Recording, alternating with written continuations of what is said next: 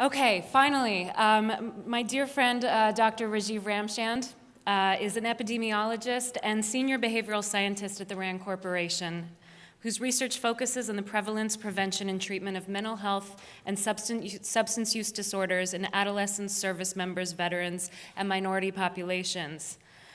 He was the lead author of The War Within, Preventing Suicide in the U.S. Military, which really set the stage for so many of us as far as what we all needed to do next, both in DoD and in VA. He also has done reports on postvention in the Department of Defense, the impact of suicide loss on military families, and the role of chaplains and non-commissioned officers in the military's suicide prevention efforts. His ongoing work on suicide prevention includes collaborations with the Veterans Crisis Line on suicide risk among female veterans, with the National Institute of Justice on suicide prevention in law enforcement, and with the Orleans Parish Coroner's Office on suicides in New Orleans. It's my pleasure to welcome our final speaker today, Dr. Rajiv Ramchand. Thank you. Thank you to the Secretary and the Undersecretary for assembling us all here today. Thank you to Caitlin and Rob and Meg and Laura for organizing today's events. I'm really honored to be here. We often hear the message that suicide prevention is everyone's responsibility. And based on public opinion surveys, based on the number of people here today, based on my own conversations with family and friends, I think we've done a pretty good job of getting that point across. But now that we've raised awareness, we need to be clearer and more precise about what we're asking people, from the public to policymakers, to do.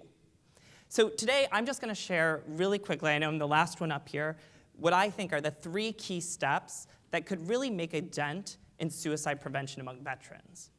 So first, we need to do a better job taking care of veterans discharged with other than honorable status, often referred to as bad paper. So a public health approach to prevention suggests that we identify groups at high risk for suicide and then target interventions towards them.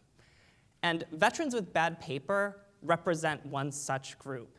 We have media reports in the New York Times, National Public Radio, and this Pulitzer Prize-winning work in the Gazette of Colorado Springs that suggests that a proportion of veterans who are discharged with bad paper are discharged for behaviors that are attributed to TBI or PTSD. We've heard talk today that veterans are at higher risk of suicide than non-veterans, but what we haven't really heard discussed is that veterans with bad paper have a 20% increased risk of suicide compared to veterans who are discharged honorably. But instead of targeting resources towards this group, as a public health approach would suggest, we paradoxically take services away from them, because by congressional mandate, they are ineligible to use most VA services. So if we want to be serious about preventing suicide among veterans, we need to be serious about preventing suicides among veterans with bad paper. So first, we should consider our eligibility requirements for VA services. And this would require at least emergency services and suicide prevention services, and this is something that Congress would have to undertake. And there is precedent for it, because veterans who are ineligible typically for VA services can access services for military sexual trauma, and those at risk of homelessness can actually access supportive services as well. But it's not just upon the VA and Congress. Community-based organizations that serve veterans are ideally poised to care for this group. But our research at RAND suggests that many of these organizations simply apply the same eligibility criteria that the VA does to access their services. States and local communities also play a role. They could take a public health approach and reach out to veterans with bad paper in their communities. But for them to be able to do so efficiently, we need the Department of Defense to make publicly available the number of veterans who are entering into our communities with bad paper. The second point I want to make builds upon what we've learned already and what Dr. Kessler and others have said, and that's the need for quality care for those who access it, who are at risk for suicide, whether they're veterans or non-veterans. But I'm going to add a little caveat to that, because this also requires that providers be upfront about the services that they're offering and open to having those services evaluated. So just because we get somebody at risk for suicide into treatment does not necessarily mean that we've prevented a suicide. We need to ensure that the care that they're getting is of high quality. And the VA is actually a leader in this arena. RAND research in 2010 indicated that for mental health care, the VA actually performs as good as, if not better than, most private providers. But one of the tenets of the VA's commitment to quality is its openness and transparency in the services it provides and its willingness to have those services evaluated. Other care providers should be encouraged to follow suit, and the ones that I think that could specifically tackle veteran suicide are the military health system, TRICARE providers, and VA vet centers. And I'm going to add another group in that list, following on what Dr. McKeon was saying, and that's hotline providers. As Dr. Joyner said, we know that suicide prevention or follow-on care is really important after discharge, and Dr. McKeon said that we're increasingly relying on suicide prevention hotlines to provide this kind of supportive contact. But we need to ensure that they're offering high-quality care. In our own evaluation of suicide prevention hotlines operating in California, we found wide variability in the quality of services that they provided. And that was just among 10 hotlines operating in one state.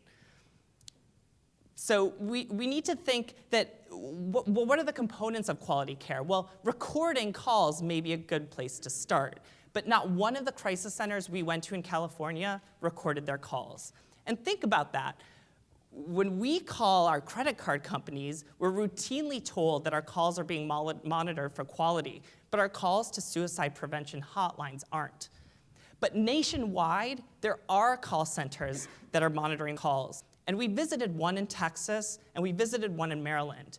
And the people who run those hotlines told us that recording their calls was a key component to quality assurance, because not only did it help with their training and liability, but it also created a culture in which, after a really tough call, a call responder could listen back to that call with their supervisor.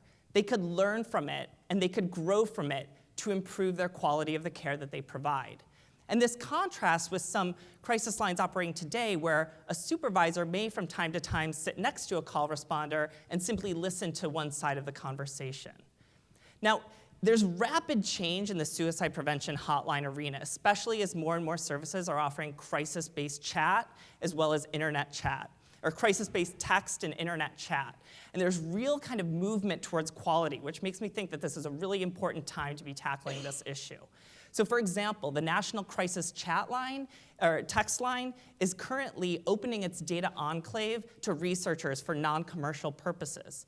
The Veterans Crisis Line, which also offers internet-based chat and text, has recently posted job openings for new staff members to just monitor quality. That's their sole job. These are really encouraging signs, and I think that other crisis centers should follow suit. But this may require that health systems that rely on these services and these hotlines, this may require that funders who fund them really demand quality assurance practices.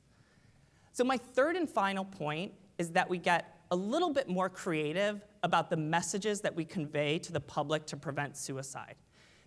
I think that there's two dominant messages that are conveyed to the public right now. In the first, we encourage those at risk of suicide to go get help. And I think that's really important, the most important message that we could probably put out there. But I think that even though research keeps identifying key components or key reasons why people aren't accessing care, our messages generally tend to assume that it's because veterans don't know that care exists. We're insufficiently addressing what we know are real barriers. And these are things like, what do we tell? What's our message for a veteran who's ineligible for VA care? What's our message for a military sexual assault survivor who doesn't want to be in group therapy with a bunch of veterans who experience PTSD due to combat? What about a young veteran who's afraid of psychotropic medications? Or what about an older veteran who thinks that if they go to care, they're going to have their firearm taken away from them? I don't know if we're sufficiently addressing these barriers. I want to also go back to this notion that suicide prevention is everyone's responsibility and ask, if suicide prevention is everyone's responsibility, should everyone be held accountable when one occurs? Dr. Harrell talked about our finding of the NCOs that indicated that 40% of those NCOs who thought that if a suicide happened, they would be held responsible for it. I think that that's really dangerous because as opposed to something like anti-choking, in suicide prevention, we just don't really know yet what works. And more importantly, our gatekeeper training programs, there's really scant evidence that they're effective. What we know is that people exposed to these messages gain confidence in their ability to intervene, but more tenuous is that relationship between having confidence and actual intervention behavior. So if we're going to continue to rely on these gatekeeper messages, we need to be better informed and better understand why people are reluctant to do so. So if I were to come up with a new message for suicide prevention, I think that the message I would take is one that really draws on Dr. Joyner's talk today and the messages that we heard from the Summers and the Selkies. And I really think that an alternative message is to say to people, suicide prevention is everyone's responsibility, and suicide loss hurts. So maybe it's time to talk to, reach out to, show compassion towards, and generally love your neighbors who have lost someone to suicide. Because maybe if we convince the public that suicide loss hurts and make it an open discussion, we can reduce the stigma and encourage those who may perceive that they're a burden to those around them to reevaluate that misperception. Thank you.